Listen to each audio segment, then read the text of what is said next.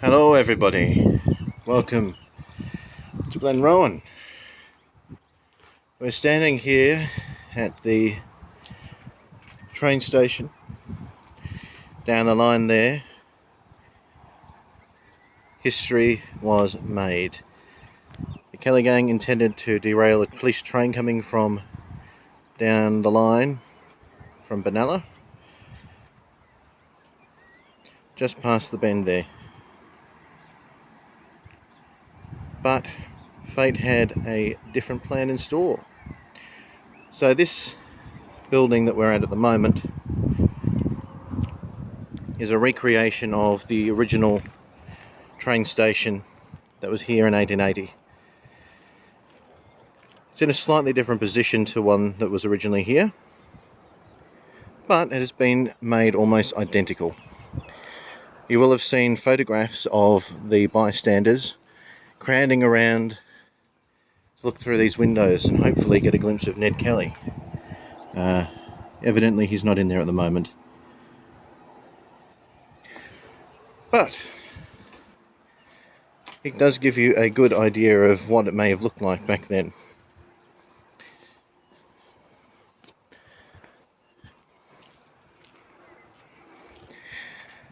These wooden statues, I believe, are meant to represent the Kelly sisters, Catherine and Margaret, or better known as Kate and Maggie. As you can see, they're a bit worse for wear these days, but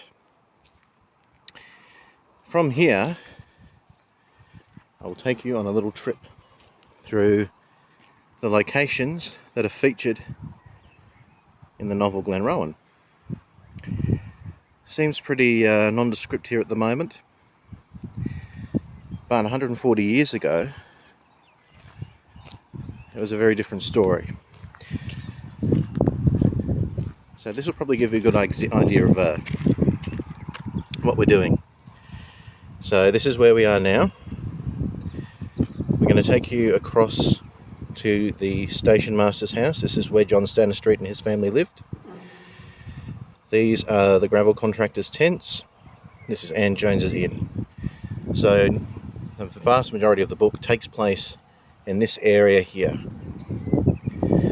Very small area, and of course McDonald's Tavern down here. So we'll take you through all of these places as much as we can. It has changed quite dramatically since then, but I think it's time we go for a wander. So,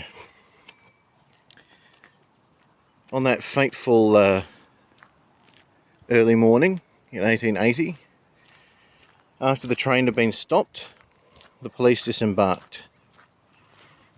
Superintendent Hare had gone down to the station master's house for a chat with Mrs. Stanner Street, who was petrified because her husband was still being kept prisoner by the gang in the hotel. As that was taking place, Constable Bracken had escaped and was trying to notify the police that the gang were in Anne Jones's inn. When they found out, Superintendent Hare directed everyone to come down this way. Now these statues are representing the native police that came from Queensland under the leadership of Sub-Inspector O'Connor. So this area was obviously modified since then, but the drainage ditch that was up here was where the trackers and O'Connor took cover, directly in front of the Glenrowan Inn over there. You can see up here, these two statues represent members of the Kelly gang in their armour. So as O'Connor and his men were camped here, some of Hare's party fanned out across the flanks of the inn, and all hell broke loose. So rather than go through the ditch, I'm going to come across this bridge, which is a little bit safer.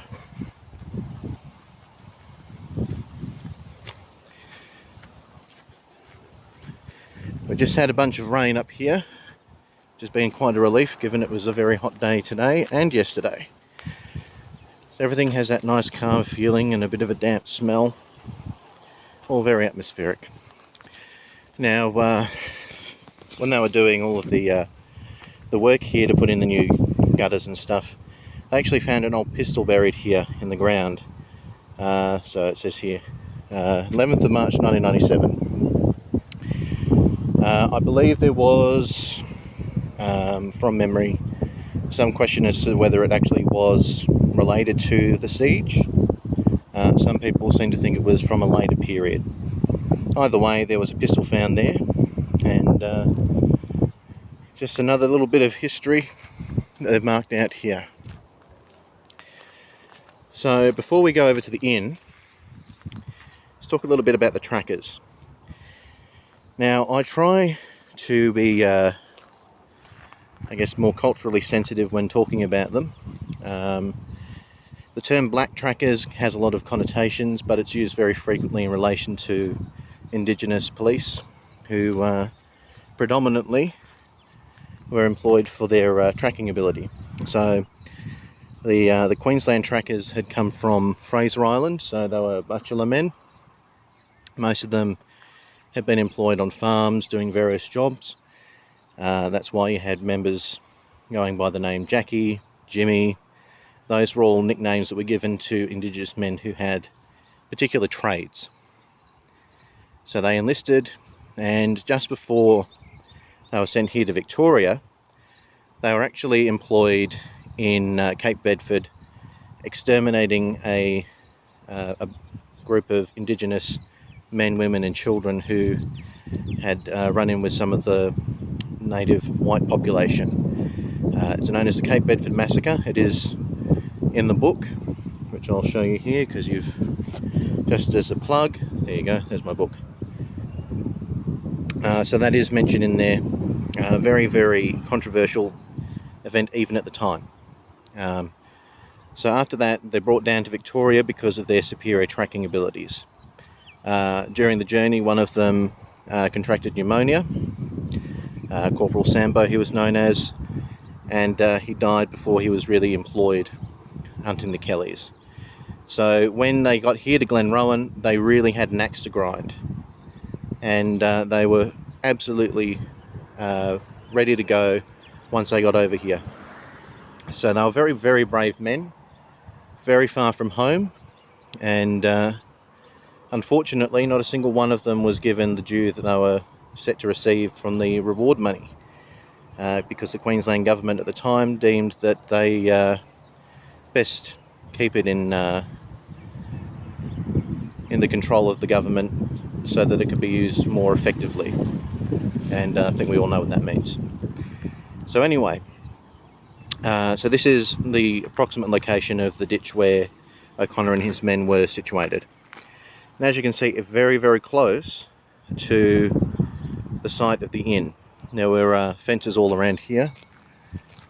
Superintendent Hare came through the wicket gate, and at 6'3", he towered over all of the other troopers, which made him an easy target.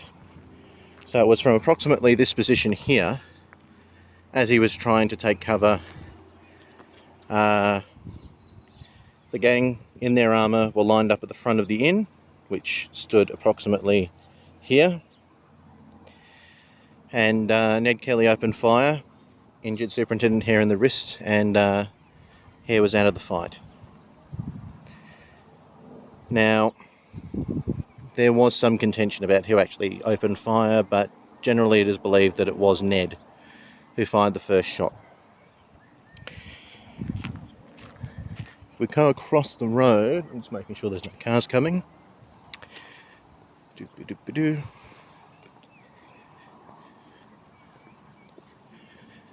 So over here, I'll just pop this on the ground. There we go. You can see here that there's a bit of a ridge right about there, and that's where they did some archaeological digging a few years ago try and find where the actual foundations of the inn were. They did find it, and then they obviously filled it back in, and this is all that's left. It's quite a strange feeling because it is so mundane. It's just a field of grass and some junk. But 140 years ago, this was a battleground. You can see up the back there, this is what was referred to as Mount Morgan. It was believed that Dan Morgan, the bushranger, had a hideout up there when he crossed the border from New South Wales. He actually did operate around here on the road between here and Benalla, bailing up people before his, shall we say, unfortunate trip to Peechulwa Station, where he was shot dead. And then his body was later exhibited and photographed in Wangaratta. Many of you will probably have seen that, or those photos rather, or even the death mask that was taken after his head was cut off. And Morgan, along with Ben Hall, was actually one of Ned Kelly's idols. So for him to have come here to Glenrowan had a number of symbolic meanings, I think, for him, as well as practical meanings. One of the big reasons why they held their operation here in Glenrowan was because there was no designated telegraph station, so getting information out of Glenrowan would have been quite difficult. So normally, turn around here, you can see the train line there. That bridge wasn't there back then. It was just flat through, and there was a telegraph line that ran between Benalla down this way and Beechworth down that way, and allowed those two towns to communicate with each other. One of the things that the Kelly sympathisers often used to do would be to place branches on the wires, and that would stop the vibrations travelling down the wire to get the information through. But here at Glenrowan there was no telegraph station, so if people wanted to communicate that the Kelly gang were in Glenrowan, they would have had to have gone to probably Beechworth or Benalla to be able to get that information relayed to the police. So there was a very good practical reason why they chose to do what they did here instead of somewhere else. The other thing too was that the police were stationed in Benalla. That was their headquarters, and in order to get to Beechworth they had to pass through Glenrowan. The murder of Aaron Sherritt at the Devil's Elbow in El Dorado meant that the police would be going all the way out to Beechworth to pick up the trail. So they would have been coming through on a Sunday morning when no civilian trains were running, and they would have been going full steam ahead and passing through Glenrowan, and as they go through, boom, if they do not stop, they derail. Very, very nasty way to go if that had happened. But thankfully, Thomas Curnow took it upon himself to engineer a plot in order to stop that from happening. So I reckon the next spot I'd like to take you would be the station master's house. So I'll just grab that and I'll try and cross the road as safely as possible. Remember folks, look both ways before crossing. Anyone coming in that way? No? Nobody coming in that way. We should all be good. Alright, let's go.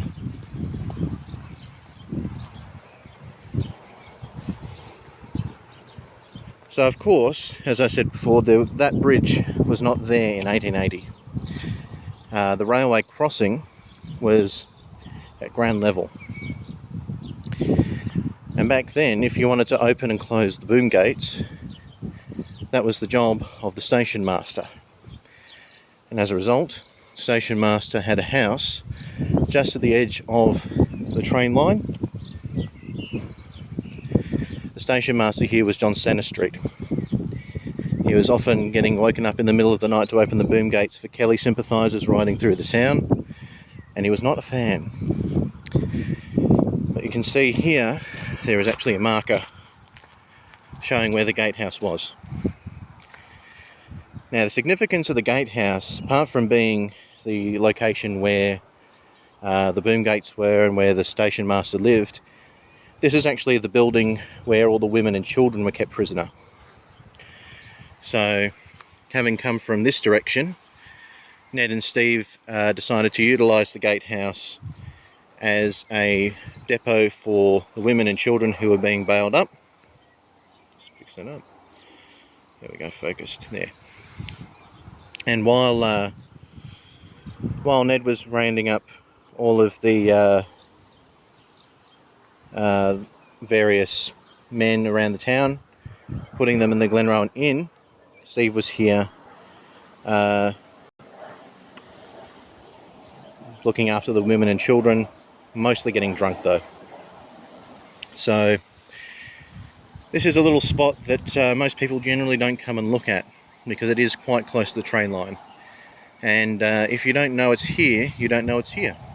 So what would generally happen is throughout the day, Ned would come down from the inn, cross over here to this spot where the station master's house was, and then go back up. And there was a lot of backwards and forwards and bailing people up and sending people to different locations and all that sort of business, while they waited and waited and waited for a train that wasn't coming. So of course it wasn't until 2 AM on the Monday morning when things started to actually come into play, and the rest, as they say, is history. So there's a little bit of controversy at the moment because they are planning on replacing this bridge here, and there is some discussion about where that bridge will go or how they'll do it.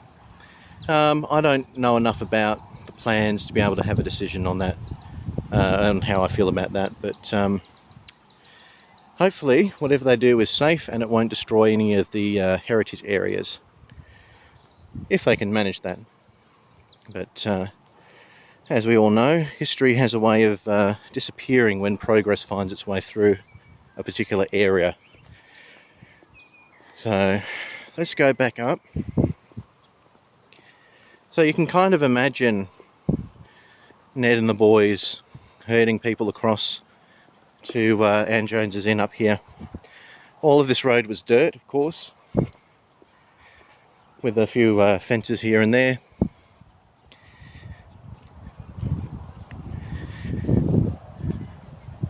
So just making sure that there's no cars coming. No one up there. No one there. Okay, we're good. And whoop, there we go. So we're back at the inn, obviously. Now, you had the inn proper over here. There was a front section, which was the bar room in the middle, dining room and a parlour on either side, and at the back, round about here, where the incline starts to go up, that is where the bedrooms were. So they were an extension. Now, where I'm standing, what I'm looking at, is roughly the area where the bodies of Dan and Steve were incinerated when the inn burnt down. Not a nice thing to see, but by the time that the wall had burned away, that people could see straight in, and they were crowding around the building watching the bodies be incinerated, cremated, however you want to put it. Quite a grisly sight, and of course Joe Byrne's body had been evacuated by that point. But then later on, people were going through the smouldering ruins, souveniring bits and pieces they could get their hands on, including the odd burnt bit of the Outlaws that had managed to not be removed from the rubble prior to that. Very ghoulish sort of thing to do, but a look at history shows that people have a tendency to do very ghoulish things, where they think someone is perhaps subhuman or not worthy of human consideration. Now back here, this is the area where the paddock would have been. There was an outhouse around where that fence is, and this is where the horses were kept. So when Thomas Curnow came across from down there, he came across, was flagged down by Stanner Street, and then Ned Kelly came and bailed him up. He was riding in a buggy, and the buggy was brought in and kept in here. Now, during the siege, the police were determined to take away any option that the gang had for escape. And so naturally what they did was they shot all the horses. Thing was, not all the horses were the gang's. Many of the horses that the gang owned or were in possession of were across the road over there at McDonald's Tavern, which was a sympathiser tavern. Some of the horses that were shot were actually those that belonged to the civilians that were trapped in the hotel. Some of them asked for compensation from the police afterwards. As far as I'm aware, none of them got it. So, for all the animal lovers, that's probably one of the most gut-wrenching parts of the siege, I would think. As well as the greyhound that was killed. Very easy to concern yourself with the human lives and somewhat forget about the animals that were involved. Now, of course, everyone has seen this a million times, I think. The sign for the Glenrowan Inn. This is a reconstruction, a replica. The original was actually just made out of wood and painted.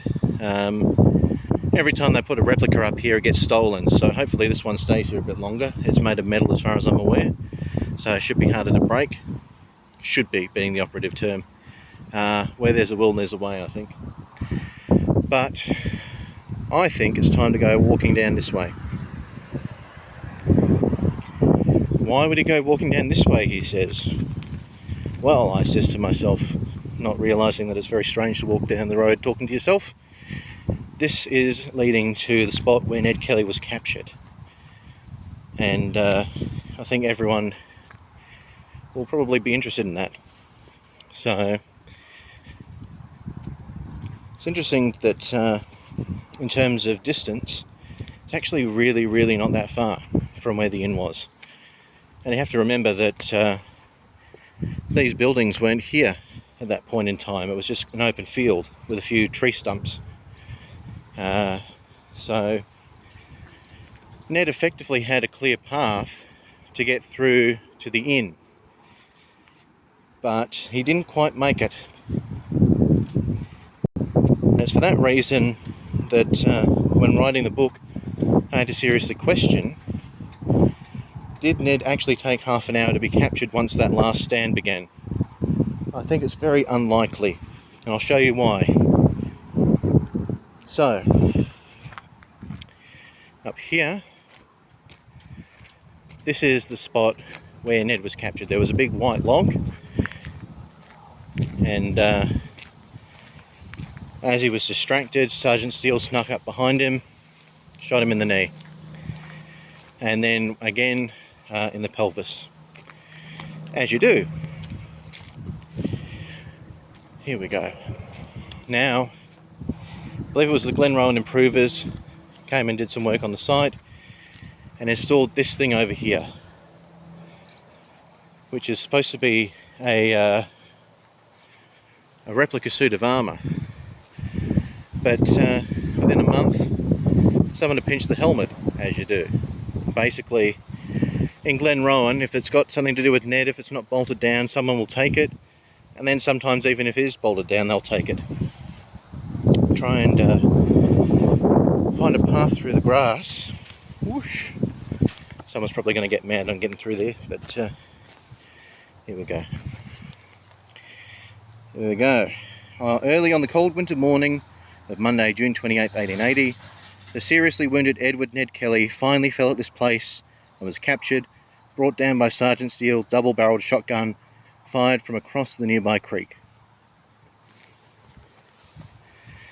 And there be the creek. Thereabouts. A rivulet also. So,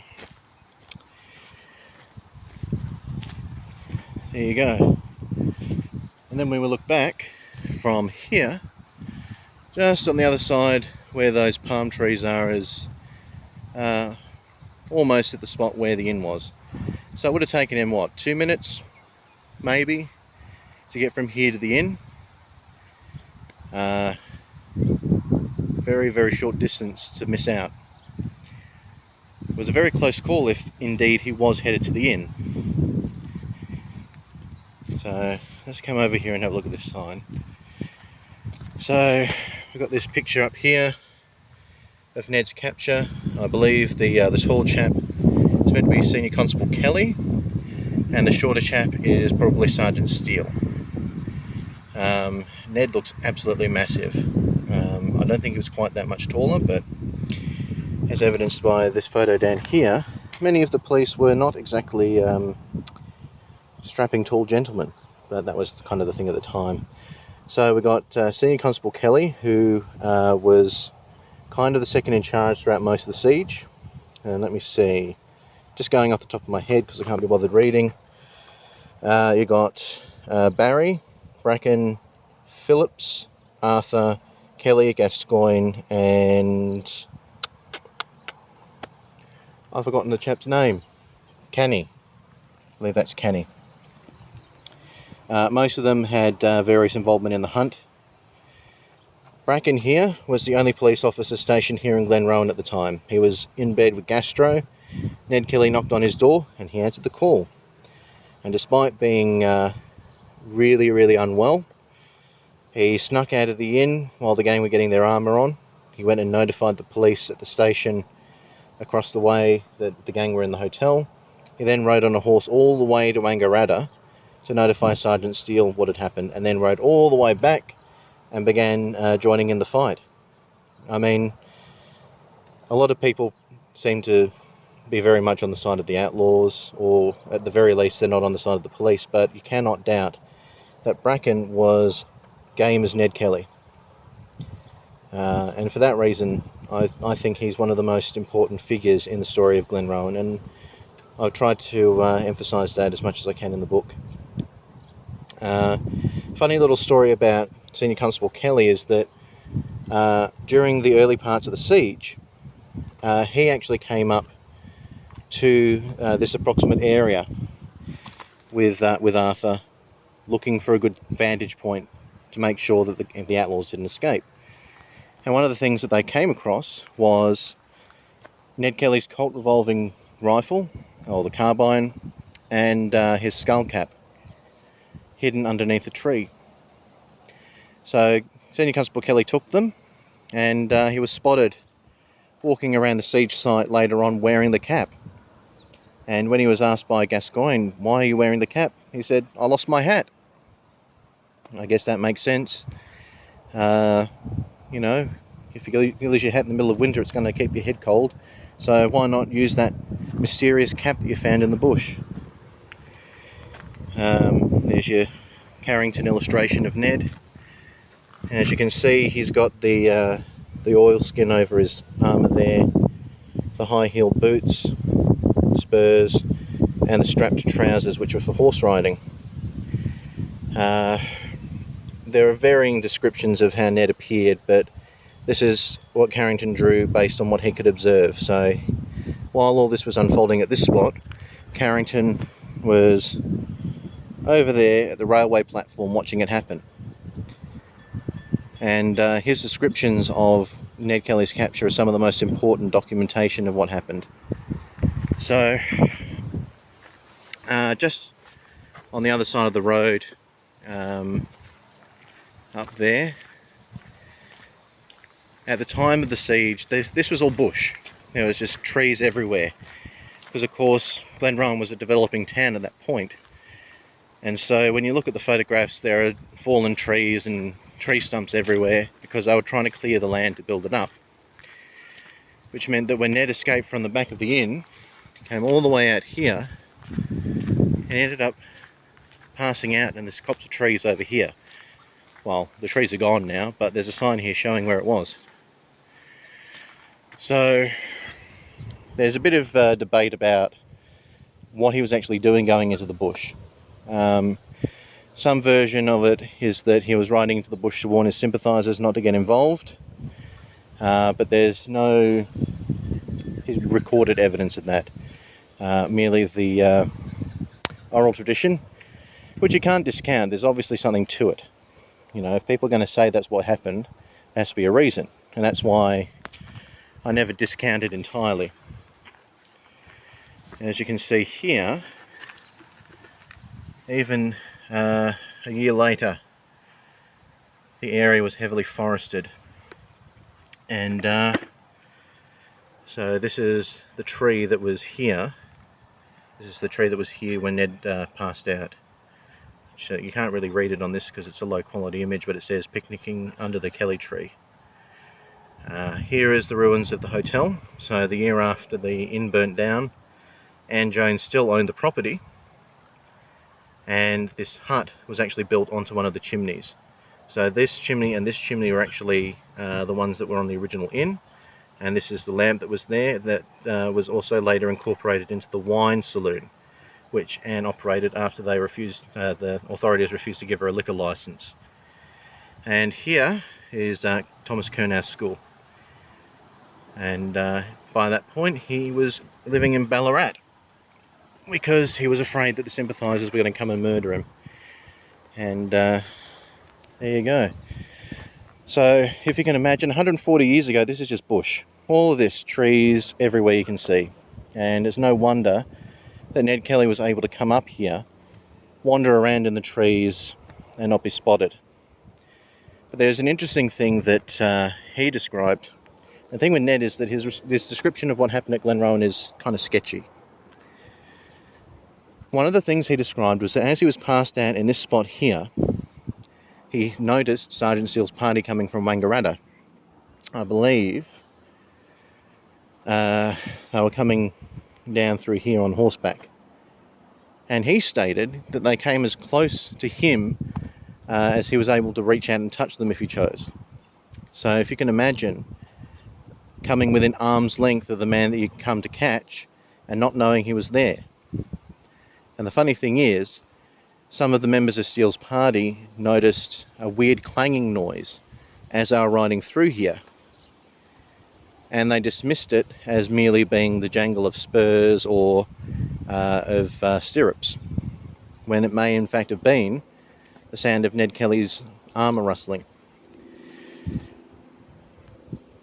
But they rode through here, and Sergeant Steele went straight to the back of the inn, and he didn't need much prompting to go and start shooting things. It's one of the things that has created a lot of controversy over the years, because of course it was he who fired at the Reardons as they tried to escape, and he claimed that it was because he thought it was Dan Kelly disguised in a dress, or that he thought the young man who was shot in the back was wearing armour. He had a number of excuses as to why he did what he did, but ultimately I think it boiled down to it was dark, he was trying to catch the gang, and he liked shooting things. I mean, he was a man trained for war. He was in the army, and he'd only just missed the Crimean War when he came to Australia. And he joined the police force thinking there was going to be a lot of action and a quick ascendancy in the ranks.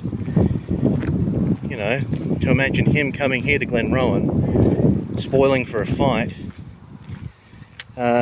you'd have to be foolish to think he wasn't going to just start shooting at whatever he could. And over here, this is the police station was built later on. So the actual police station that was here at the time of the siege was way over there, near where the school was. In fact, Curnow had deliberately tried to go past the school, past the police station on the way to the school to get his dancing shoes, thinking that Bracken would have spotted Ned. That didn't work. But later on, the police built their new headquarters here on the spot where Ned was captured. And to think that was a coincidence, I wouldn't. So we're heading back now to towards the train station, and you can see across the road there, that's the current Glenrowan Hotel. That's been there since, I believe, the 1920s, I think. They've got a lovely picture of Kate up in the window there, and had a drink there yesterday. It was very good. but it's on the approximate location of McDonald's Tavern, which was the sympathiser tavern. Paddy and Honora McDonald, who ran the place, were known to be sympathetic to the boys. They'd served drinks to Joe Byrne in the past, and given Joe's predilection for barmaids, it's not a stretch to think that maybe a little something else happened.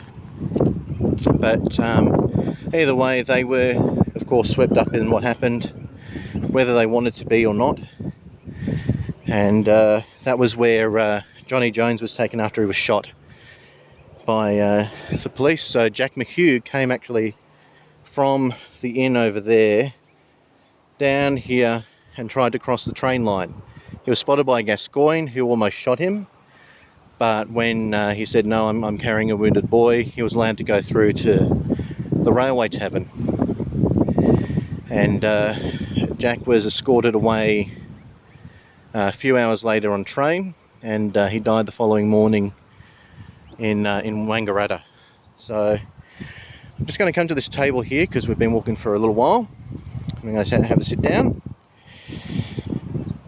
Say hello, Georgie. Hello. Georgie, some of you will know, works on an Outlaw's Journal, which tells the story of Joe Byrne. Wave to the people at home. I'm going to turn the camera around. Hopefully this works. There we go. Alright. I'm wearing my Glenrowan shirt so people know what I'm up to. So now that we've gone on a little bit of a tour, I thought I might read a section of the book. It's getting a bit windy though, so I'll have to talk loudly.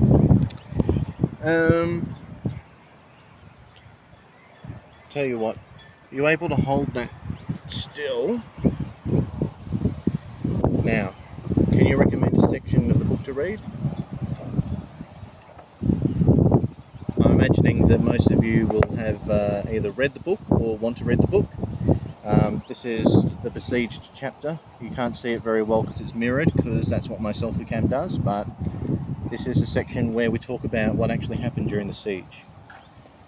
I'll read a little bit to you. Do you want to change the camera so I can just hold it in normal view? You know what, Georgie, that's a good idea, because right now you're filming my chest. So I'm going to turn the camera around, and Georgie can be my camera operator. Okay. How's it looking? Much better. Alright. So this is chapter 9, Besieged. And what I'll do is I'll just read out a couple of pages. Now at this point Thomas Curnow has stopped the train, the police are out, the fight's broken out, and Curnow has just returned home. So I'm just going to read you a small portion of it so I don't spoil the book, starting from that point in the story.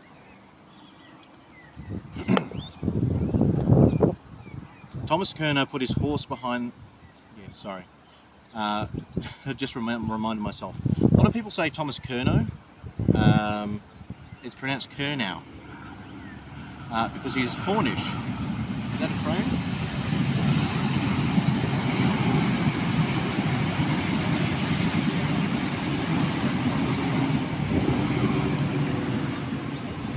As Ned Kelly would say in Glenrowan, a train will always turn up when you least expect it to.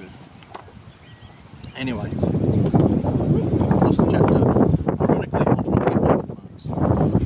to get back to the marks. Let's go back. Come on now. Here we go. Alright. Thomas Curnow put his horse behind the house and gave it chaff. He removed the saddle and placed it on a railing, wiping the dew off before heading to the house. He breathed deeply to try and settle his heart. He removed his boots and walked inside where Catherine waited for him. She greeted him with a tight hug. She felt his clothes, which were soaked from the drizzle he had caught on the return trip. He quickly disrobed and Catherine hid the wet clothes. Thomas headed to the fireplace where he saw Jeannie standing with tear-stained cheeks. Without a word, Jeannie moved to her husband and slapped him across the face with as much strength as she could manage. You bloody fool, Thomas Kernell, you've killed us all. By now, the sympathisers at McDonald's were keenly aware of the commotion, signifying the fact that after such a long wait, the plan had failed at the most important step. All they could do was watch impotently from the darkness. I knew we should have left by now, Wildwright grumbled. Shut up, this is not the time, Tom snapped. His heart was racing, and he could feel his chest tightening. He prayed that the gang were making a move to escape. At the rear of the Glenrowan Inn, the gang stood around their leader, each one dressed in his homemade suit of armour. What the hell is going on, Ned? Why is the train stopped? Steve asked. They know we're here. Someone must have stopped them, Ned fumed. What did I tell you? It's that bloody school teacher, Dan fumed. They'll be all over us like ants. There's still a chance we can get away. They don't seem to know we're here yet, said Joe. No, we stay and fight, said Ned, stamping his foot petulantly. The plan has failed. It's all over. We have to get away or everyone here is as good as dead, Dan said, his voice strained. Please, Ned, we don't stand a bloody chance, said Steve. Joe began to laugh. What's so funny? Dan barked. This is so absurd. Look at us. Joe pointed to Steve. Whipper can barely walk with that armour and I can hardly see in front of me with this daft helmet on. This is never going to work. We're fools, absolute fools. Hold your tongue, Joe, said Steve in a hushed voice. Ned's face was as bright red and his eyes burned with the fury of wildfire. Then go. Run away, you cowards. Hide in the mountains and leave it all to me. Like always. I was a fool to think a single one of you was man enough, Ned snapped. He put on his helmet and moved past the side of the hotel, dislodging the slip rail violently and throwing it aside. The gang were dumbfounded and couldn't find the motivation to speak or move. At the station, the troopers filtered out onto the platform, accompanied by the trackers and the journalists. Superintendent Hare shouted orders over the din. He gestured for Barry, Gascoigne, Phillips, Rawlins and Senior Constable Kelly to join him. I saw a candle in the window of one of the houses over yonder. Do you have any idea whose place it was, Rawlins? Yes, that's the station master's house. What is the name of the station master here? Stanistreet, sir, Rawlins replied.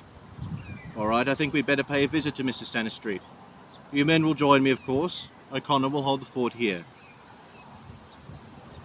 In her bed, Emily Stanistreet lay unable to sleep. With her children sleeping around her, she had kept a candle burning on the off chance that the Kellys would allow her husband to return home. She struggled to keep her eyes open, her depleted body fighting her mind for dominance. Suddenly there was a heavy knock at the door. Emily felt a cold chill wash over her and settle in the pit of her stomach. Another knock. She refused to get up, instead endeavouring to pull the covers over her eyes. A moment later, a knock at the window forced her to look. She could see shadowy figures moving outside, then a voice, muffled by glass. Stanistreet, are you in there? She recognised the voice, but she couldn't place it. Attempting to avoid waking her children, she slid out of bed. Her naked feet pattered along the floor as she went to the front door, where the police were standing. For a moment, her knees weakened. Ma'am, I'm Superintendent Hare. Where is your husband? Emily released all of her tension and broke down into a blubbering mess in the doorway. Hare looked at the others with discomfort.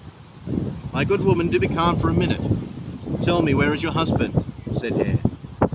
Emily sniffed. They've taken him away. What do you mean by they? Asked Hare. The Kellys. Steve Hart was here only a few minutes ago. In what direction have they taken him? Emily pointed towards the inn and began sobbing again. Hare thanked her, and as soon as they had arrived, the men were headed back to the station. Hare took long-legged strides as he tried to formulate a plan of attack. Inspector, may I assist you in the hunt, said Rawlins. Do you have any supplies, a weapon? No, but I was hoping one of your men could spare a rifle. Hare paused and took his service revolver from its holster and passed it to Rawlins. Take my revolver and I'll stick to my gun, said Hare. Do you know how to use it? If it's a Webley revolver, I know how it works, replied Rawlins. Dan, Joe and Steve stood silently, ashamed and uncertain. What shall we do? Asked Steve. Joe frowned, grunted and donned his helmet. His pale blue eyes were barely visible through the eye holes. He marched off to the veranda, grumbling to himself. The sound became a muffled rumbling inside his helmet. Dan and Steve looked at each other. There was nothing for it. Dan slid his helmet on. "Short life," said Dan. "And a merry one," Steve said. He put his helmet on and took a moment to adjust. Dan and Steve pushed past Ned and joined Joe on the veranda. Fanning out across its width, Ned took a moment to observe his brothers-in-arms. The gang brandished revolvers and cocked the hammers ready for action. Ned was armed with his revolving carbine. Steve's breathing was audibly shaky from within his helmet. Ned felt he should say something, but nothing came to mind. The gang could hear the whinnying of the police horses at the station and the noise as people disembarked from the train and began unloading equipment from the platform. Dan closed his eyes and prayed. He hoped there would be no bloodshed, but he knew it was inevitable. He took deep breaths to try and settle his nerves. It didn't work. Now, I could go on, but then I'd spoil the book, which is currently available on the Glenrowan novel website, and until Monday it is only $20, so that includes $10 for the book and $10 for postage, which is probably a bit of a crazy price to have for something I spent 2 years working on, but I figured that Christmas is coming up and I'd like to get people their copy before the craziness of people sending Christmas presents through the post, and what better way to get people a bargain than to drop the price down to a crazy level. So until Monday the 30th, so this Monday coming, Glenrowan is $20 on glenrowanthenovel.com/shop. You can find the link anywhere on the Facebook page, but I'll put up a post after this, which will also have the link in there. Every copy of this limited first edition will be signed by yours truly, and that's because I wrote the book. It will also come with the Glenrowan bookmark with Ned's eyes. Why does he have eyes on the bookmark, I hear you say? Well, it's so that Ned can always keep an eye on where you are in the book. Apart from that, I think it's time to go and get a drink. So, thank you very much to Georgie for holding the camera, even through that wind. Getting shot in the face with twigs. And thank you all very, very much for joining me. I hope to do some more of this sort of stuff later on, but I figured I'd strike while the iron was hot. The rain has finished, but I've got a feeling it's going to be back very soon. So if you're out travelling at the moment, stay safe. If you're at home, stay safe. It's been a crazy year with lots of dangerous stuff going on, and it's not a good time to do anything that's unnecessarily risky. So lots of love to you all, and I shall see you soon. Now I guess we've got to stop the video.